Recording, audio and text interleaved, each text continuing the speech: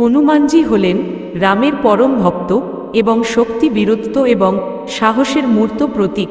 রামায়ণের কাহিনী অনুসারে লঙ্কার যুদ্ধের সময় রাবণের ভাই অহিরাবণ তার জাদুশক্তি দিয়ে ভগবান শ্রীরাম ও লক্ষ্মণকে অজ্ঞান করে পাতালে নিয়ে যান। অহিরাবণ ছিলেন একজন জাদুকর এবং দেবী মহামায়ার পরম ভক্ত।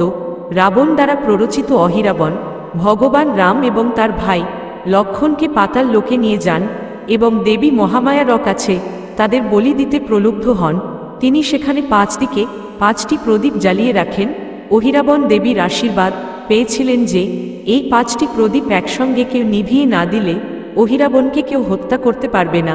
তখন অহিরাবণের এই মায়া শেষ করার জন্য হনুমানজি পঞ্চমুখী হনুমানের অবতার গ্রহণ করে 5 দিকে মুখ করে 5টি প্রদীপ একত্রে নিভিয়ে অহিরাবণকে বধ করে এবং ভগবান রাম ও লক্ষ্মণ তার বন্ধন থেকে মুক্ত হন।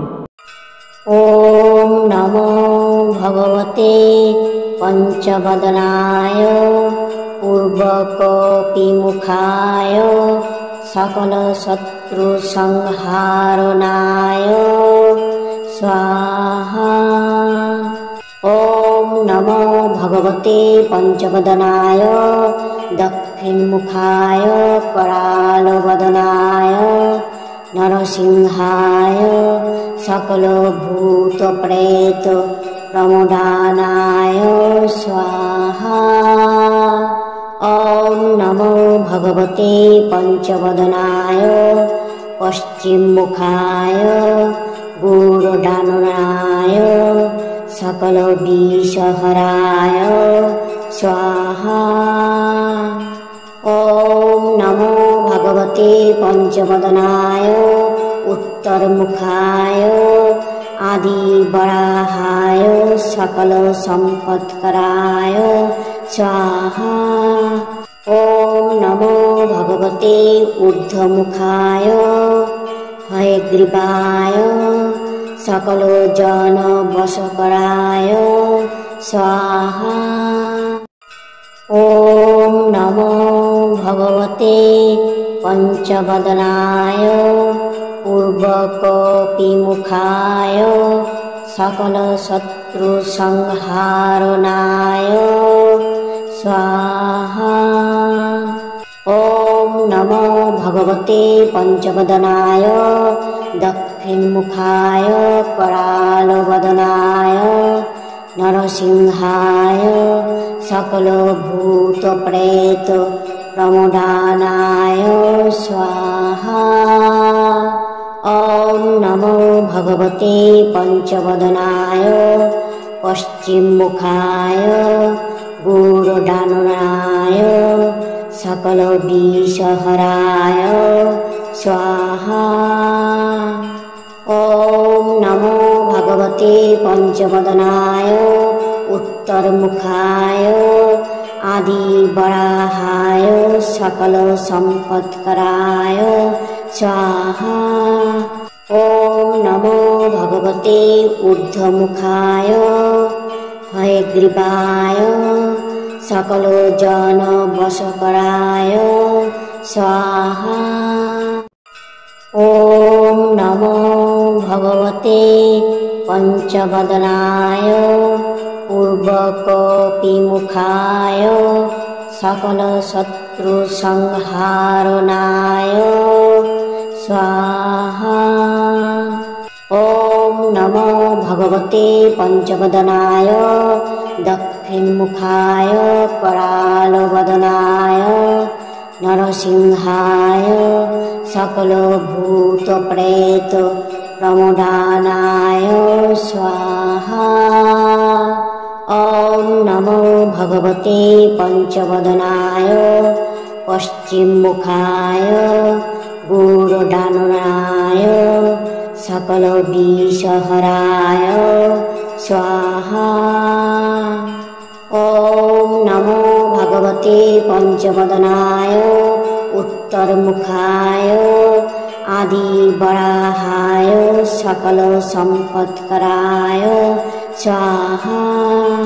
ओम नमो भगवते ऊर्ध्वमुखाय हयग्रीवाय सकल जन वशकराय स्वाहा। ॐ नमो भगवते पंचवदनाय पूर्वकपिमुखाय सकल शत्रु संहारणाय स्वाहा। ॐ नमो भगवते पंचवदनाय दक्षिणमुखाय करालवदनाय नरसिंहाय सकल भूत प्रेत प्रमुदानाय स्वाहा। ॐ नमो भगवते पंचवदनाय पश्चिममुखाय गुरुडाननाय सकल विषहराय स्वाहा। ॐ नमो भगवते पंचवदनाय उत्तरमुखाय आदिवराहाय सकल संपत्कराय स्वाहा। ॐ नमो भगवते ऊर्ध्वमुखाय हयग्रीवाय सकल जन वशकराय स्वाहा। ॐ नमो भगवते पंचवदनाय पूर्वकपिमुखाय सकल शत्रु संहारणाय स्वाहा। ॐ नमो भगवते पंचवदनाय दक्षिणमुखाय करालवदनाय नरसिंहाय सकल भूत प्रेत प्रमुदानाय स्वाहा। ॐ नमो भगवते पंचवदनाय पश्चिममुखाय गुरुडाननाय सकल विषहराय स्वाहा।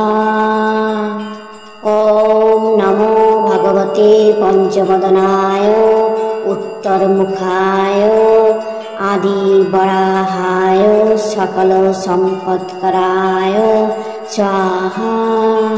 ॐ नमो भगवते ऊर्ध्वमुखाय हयग्रीवाय सकल जन वशकराय स्वाहा। ॐ नमो भगवते पंचवदनाय पूर्वकपिमुखाय सकल शत्रु संहारणाय स्वाहा। ॐ नमो भगवते पंचवदनाय दक्षिणमुखाय करालवदनाय नरसिंहाय सकल भूत प्रेत प्रमुदानाय स्वाहा। ॐ नमो भगवते पंचवदनाय पश्चिममुखाय गुरुडाननाय सकल विषहराय स्वाहा। ॐ नमो भगवते पंचवदनाय उत्तरमुखाय आदिवराहाय सकल संपत्कराय स्वाहा। ॐ नमो भगवते ऊर्ध्वमुखाय हयग्रीवाय सकल जन वशकराय स्वाहा।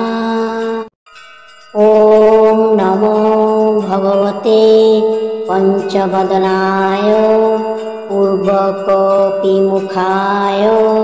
सकल शत्रु संहारणाय स्वाहा।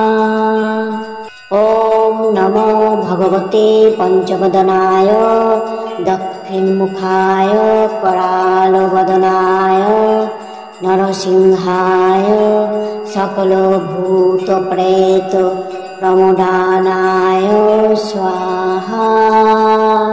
ॐ नमो भगवते पंचवदनाय पश्चिममुखाय गुरुडाननाय सकल विषहराय स्वाहा।